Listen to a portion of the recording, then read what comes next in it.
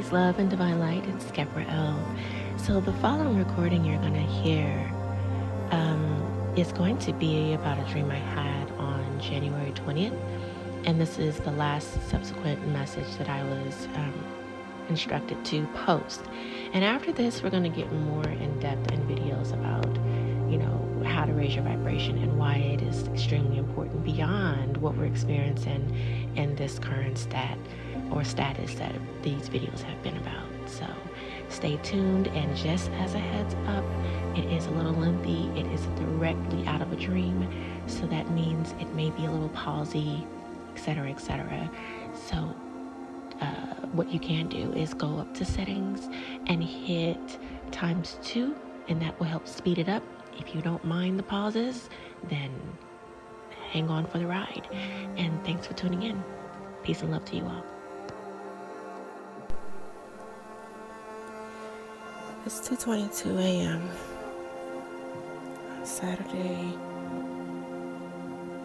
January 20th. So, just awoke from this dream. And in this dream, everyone had gathered, and everyone was watching this. It's like a golden sunset. People far and wide were there watching this, to watch this golden sunset. And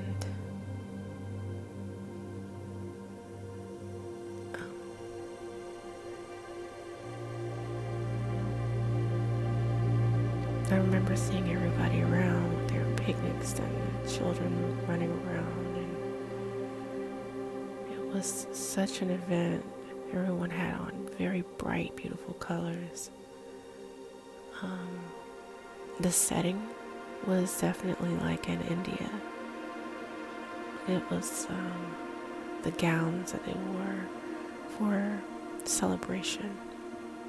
It was gorgeous to be there, and the anxiety of all the adults was intense. You could feel it cut through it. And the ones leading it were just like, everyone get ready, it's coming, it's here, it's here. And everyone quieted to wait to see that moment. But it wasn't a golden sunset, it was something that was happening at the sunset. And on this cliff wall, everyone's eyes kind of fixated. And on the wall, this golden, it looked like 24 karat gold.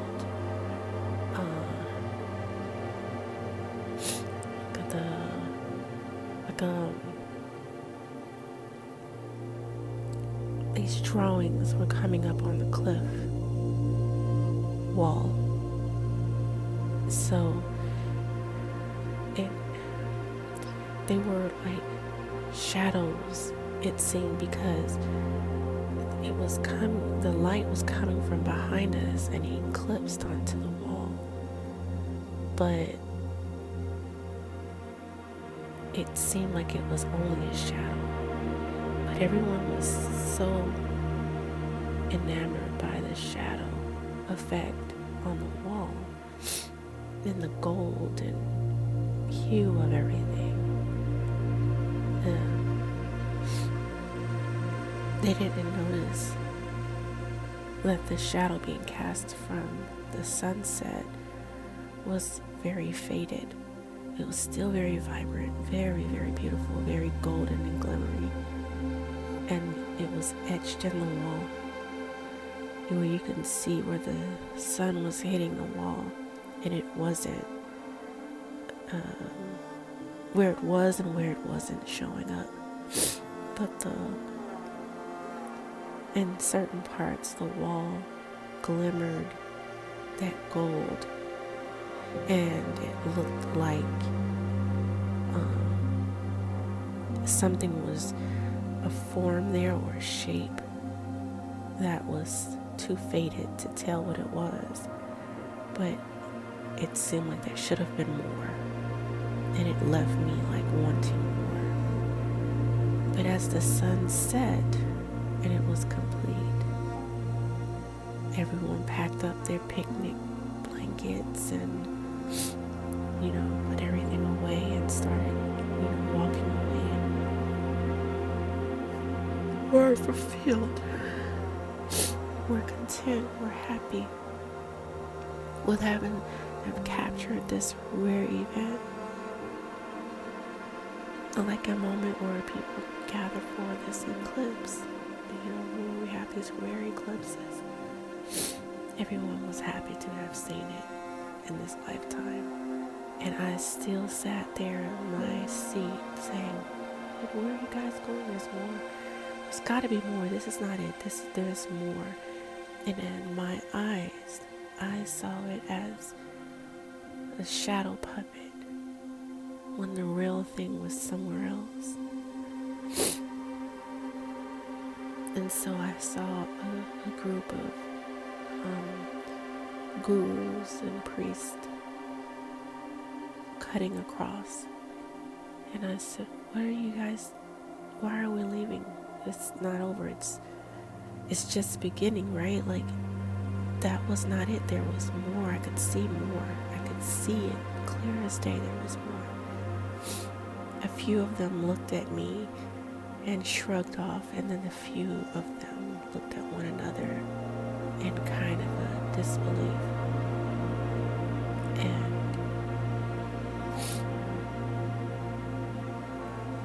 And that long pause, I wondered what they knew, and then they continued walking off. And so then another group was coming of gurus and priests, and I figured I'd try to catch them. And then some men tapped me on my shoulder as I was walking toward a group, and they said, what did you see? And I said, I saw more. I saw a larger picture. I saw full of brilliant colors and gold. It was like, as it was setting, we only saw a shadow effect, color view of it. We only saw a piece of what it really should have been. And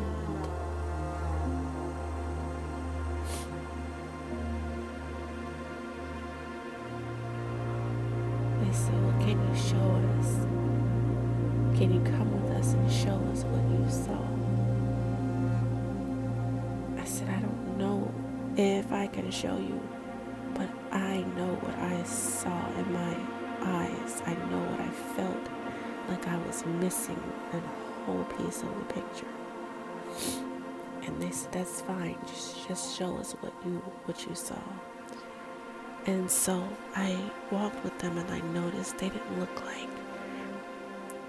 like regular priests or gurus or people in the crowd. They were trying to hide their garb, so they looked like kind of peasantry, but under it I could see the glistening of some of their accessories and of their clothing. And a part of me knew that they weren't who they were alluding to be. But as I followed them, not really looking where we were going, but we started reaching a cave just off the cliff, and going down these stairs, and there was this huge wall, massive wall, and there was nothing really there, but they said, can you draw it for us here? I said, well, I'm not really a great drawer. They said, well, if you can only see it, you can tell the others where to draw it, and we'll just capture it if you could do that. And I said, well, I can help etch it and then they can fill it in through the direction. Well, there were these workers ready and on hand, and they had these gorgeous colored tinted pinks and oranges and gold, looked like chalk, but it wasn't chalk, it was loose. It wasn't chalk in your hand. It was like they had to take their fingers and draw it with their fingers. And so I don't know what I used, but I started etching out the outline of it, and I went into like a daze and etched out the bottom, the middle, the top, and by the time I finished, it was a tall looking mandala, just a piece, just a small piece. And so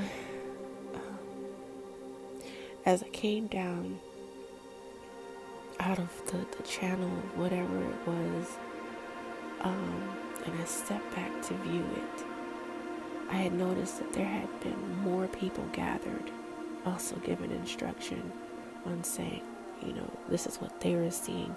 Some were actually drawing it, others were not. And as the picture was coming together, it was exactly that. It was a large mandala, like a fuchsia pink and orange and gold, and it was so astounding, the vibrancy that was captured. And as we had stepped back hundreds of feet from the wall, thousands maybe, I don't know, it sent a little far, and this cave would run so deep. I finally could see where we were. It was like at the top of the cave was a mouth, and it came down all these stairs, and then there was the wall. And they said, can you keep instructing us what you see? And so I obliged, and all of the picture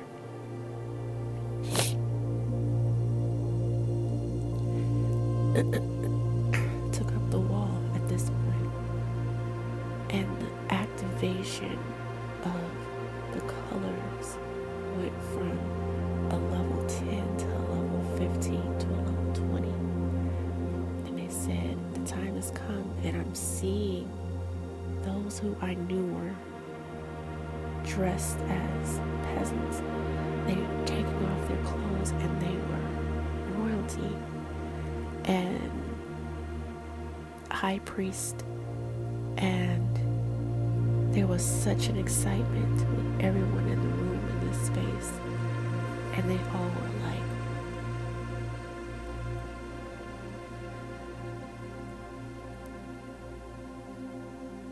the time has finally come, it's finally come. And I could tell that this was the true view, that the previous was like the preview, and this was the view of the thing, and then there was a post view that was to come. So there were 3 different versions of this view. And so as I'm watching them get so excited, I'm wondering why that this part was kept away from the crowd, like why they couldn't see this too. And I'm looking at the few of us who were there. There had to be 5, maybe 10 of us who were there. 5 of us were viewing and directing, and then the other 5 were helping let's just say the sacred scribes to put it on the wall. They were continuing to work it, and it was speeding up. But as the whole picture came together, it was activating. And it, the color and the vibration that came off of that wall was so phenomenal. It was so breathtaking. Even in the dream, I just remembered, like, I cannot believe I'm witnessing this. And it felt honorable to be able to capture the sight of it. And so, as it continued to glow, I was expecting it to be as short as the preview, but it lasted far longer, and it was almost like the wall activated, and I couldn't tell because I didn't want to go up to it and see, but it was almost like the wall was like a portal. That's the best way to put it. And I saw the cheering and the excitement of the gurus and the priests and the royalty ones who knew that they had found it, and it made me think of, in the moment, it was like, this is like a Lara Croft moment, a Tomb Raider moment. I can't remember what movie it was at that time, but it just gave me that feeling. So, in the midst of watching this, I just kind of sat down and just absorbed the beauty of this beautiful, gorgeous mandala that was on the wall, activating, and it was activating each one of us in different ways in the room. I could tell that, I could feel it. And I said, I wonder what the post would be like. The post view is going to be like if this is the second view. And I felt as if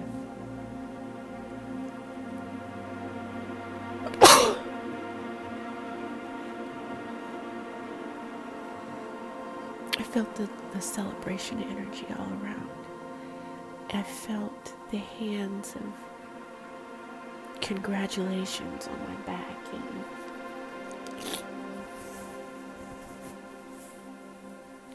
I don't even know where all this came from on my nose.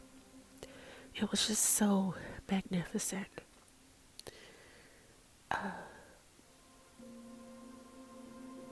The love in the room was very thick, and I could feel the Holy Mother energy fill the room, and it was so beautiful that many of us started to cry. And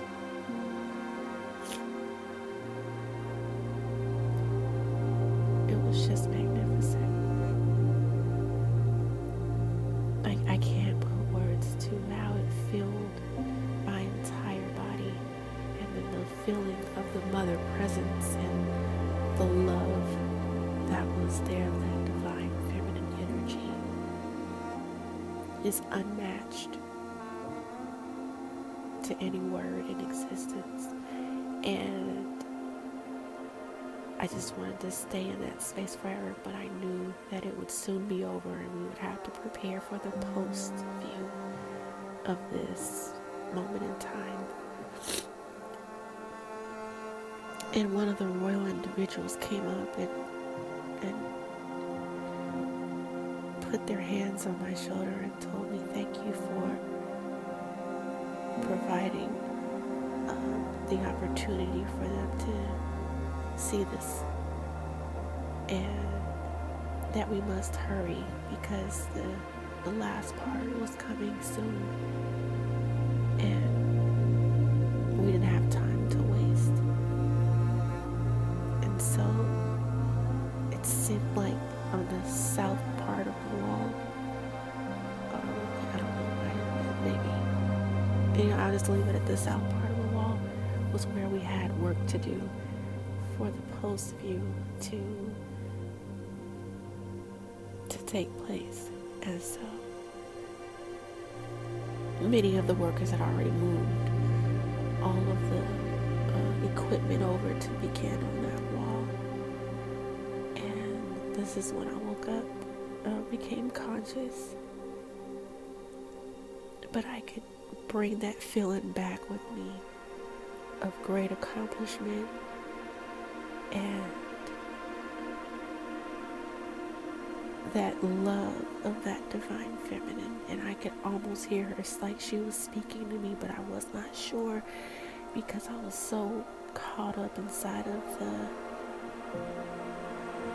I want to say caught up in the rapture because I'm hearing Anita Baker's song right now. It's really interesting. I wanted to be caught inside of that moment and stay there, that I could not hear the background message of the Divine Mother that was being delivered. But as I was coming out of the sleep, it was like an echo of the message that I couldn't hear inside of it, that I was hearing pieces of when I came out of the sleep. And that same love and joy filled me again as I was awakening, and I could just hear her say how she would not lead me astray if I allowed myself to listen, and if I allowed myself to trust her. And I felt tears inside of my soul, because through the midst of all of the things that the world is fighting against right now, that I was being provided this beautiful view of this magnificent event. And it's no different than what was going on in that session that I provided the world via that YouTube video. Most people accepted it. There were some that's like fighting against what I was saying, and they don't have to accept it. But it was the fact that this is a missed opportunity if it's not accepted, and how the Divine Mother was collectively showing up to make it happen. It's so interesting because in my awareness of the Divine Feminine and their collectiveness, and how I've always felt them, I knew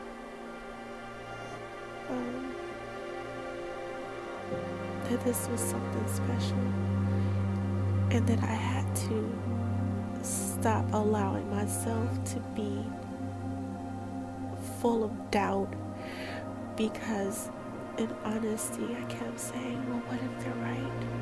What if I misunderstood something? What if I am saying something wrong? And it was the reassurance that they were providing me of, stop doubting.